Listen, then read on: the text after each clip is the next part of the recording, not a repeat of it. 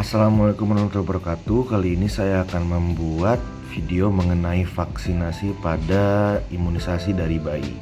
Jadi yang pertama-tama harus kita perhatikan adalah kita harus menyapa pasien atau orang tua pasien. Seperti halnya, selamat pagi Bu, perkenalkan saya Dr. Kavi yang sedang berjaga pada hari ini.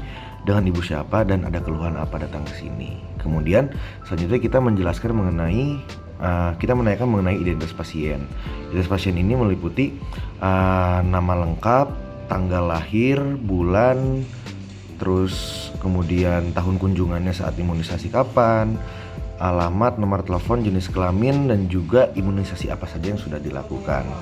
Selanjutnya masuk ke fase assessing client, yaitu kita menanyakan apakah waktunya pasien mendapatkan imunisasi atau tidak, dan berapa banyak dosis yang pasien sudah dapatkan, kemudian apakah jarak waktu dari imunisasi terakhir sudah cukup, kemudian dapatkah pasien diberikan vaksin yang berbeda pada waktu yang bersamaan atau tidak, kemudian apakah harus diberikan dosis booster atau tidak, dan juga apakah terdapat kontraindikasi dari pemberian imunisasi gitu. Kemudian selanjutnya kita masuk ke fase informed consent. Informed consent ini kita memberitahukannya kepada orang tua pasien, yaitu dengan cara seperti ini. Jadi Bu, karena anak Ibu berusia beberapa bulan, semisal di sini saya masukkan ke fase 3 bulan, ke fase 3 bulan. Jadi Bu, karena anak Ibu berusia 3 bulan, maka hari ini sesuai jadwal imunisasi, anak Ibu akan diberikan imunisasi berupa imunisasi hepatitis B. Kemudian kita dapat menjelaskan kepada orang tuanya, untuk imunisasi hepatitis B ini akan memberikan efek samping berupa semisal apabila selain imunisasi hepatitis seperti pentabio, demam, kemudian BCG, akan muncul jaringan parut pada saat penyuntikan di 12 minggu setelah penyuntikan gitu. Kemudian apabila sudah selesai menjelaskan inform konsennya, kita menanyakan kepada orang tua dari pasien, baik Bu, apakah sudah jelas dan apakah anak Ibu berniat untuk diimunisasi, dan apakah Ibu bersedia untuk melanjutkan prosedurnya. Apabila bersedia, maka dapat dilanjutkan ke sesi berikutnya, yaitu sesi injeksi saat imunisasi. Pertama kita harus mencuci tangan terlebih dahulu. Setelah kita mencuci tangan, kita menyiapkan bahan-bahan yang diperlukan, seperti safety box untuk pembuangan, one mag safety box, kemudian disposable syringe ukuran 3 cc, kemudian 5 cc, dan juga alcohol swab, serta vial berisi vaksin dan juga ampul berisi vaksin atau pelarut. Setelah melewati fase persiapan, kita akan mencoba menyuntikkan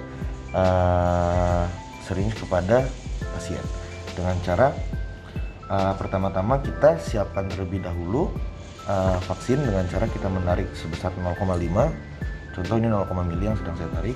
Kemudian kita copot dulu needle-nya, dan juga kita menggunakan vial, kita tusukkan darah yang tadi kita ambil, dan juga kita tarik vaksin yang dibutuhkan besar 0,5 cc. Apabila sudah selesai 0,5 cc, kemudian kita keluarkan udara, dan juga kita mulai memposisikan bayi. Ini kita tutup terlebih dahulu, kemudian kita memposisikan bayi pada pangkuan ibu, lalu buka baju dengan lengan ke atas, jadi dari lengan bawah sampai lengan ke atas. Kemudian ibu juga harus menggangi bayinya, dan juga kita pegang syringe dengan tangan kanan dan bevel menghadap ke atas. Jadi kita buka, terlebih dahulu sebelumnya kita melakukan swab pada kulit yang akan dilakukan penyuntikan. Misalnya ini kulit lengan, kita lakukan dulu swab menggunakan alcohol swab. Apabila sudah selesai menggunakan alcohol swab, kita regangkan dulu kulitnya, dan kita tusuk dengan bevel mengarah ke atas menggunakan tangan yang dominan, itu tangan kanan. Tusuk sebesar 0-15 derajat.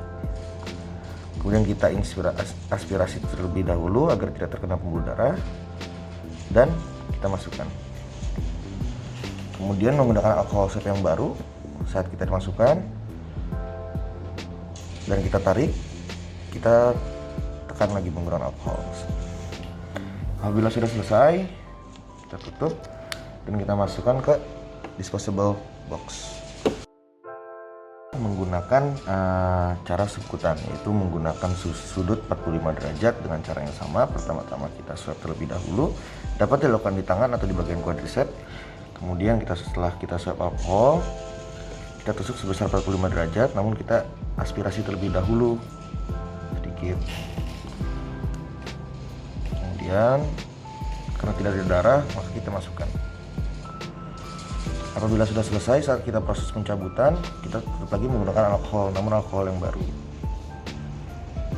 Nah, apabila sudah, kita tutup dan kita masukkan ke disposable.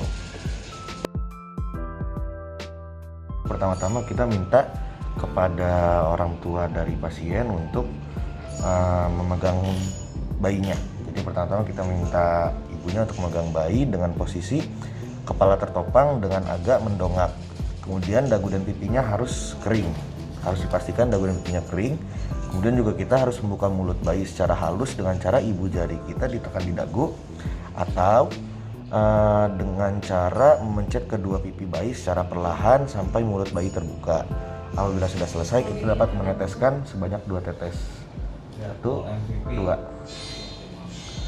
Nah, dan apabila sudah selesai, dapat dibuang di disposable syringe box. Baik, selanjutnya kita mulai masuk ke fase penutupan, di mana kita harus mencantumkan tanggal dan waktu imunisasi selanjutnya, tempat imunisasi selanjutnya, jumlah kunjungan yang harus pasien jalani untuk mencapai imunisasi atau perlindungan penuh, kemudian efek samping yang akan muncul, serta bagaimana efek sampingnya dapat diatasi.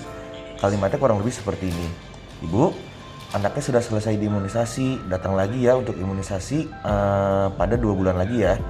Kemudian pada tanggal 12 Agustus, misal pada bulan bla bla bla dan juga jam segini, tempatnya berlokasi di lokasi ini.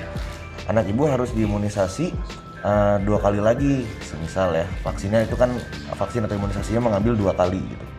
Anak ibu harus diimunisasi 2 kali lagi untuk mencapai imunisasi yang lebih lengkap dan juga perlindungan yang kuat. Efek samping yang mungkin muncul nanti kita sebutkan efek sampingnya apa saja. Kemudian, tapi ibu jangan khawatir karena hal tersebut masih tergolong normal. Jika munculnya tanda yang mengancam jiwa seperti halnya kejang-kejang atau demam tinggi serta kesulitan bernafas, ibu dapat bawa anak ibu ke sini untuk mendapatkan penanganan lebih lanjut. Jadi bagaimana Bu? Apakah sudah mengerti? Apabila sudah mengerti, terima kasih banyak Bu. Datang lagi ya di saat yang ditentukan. Terima kasih.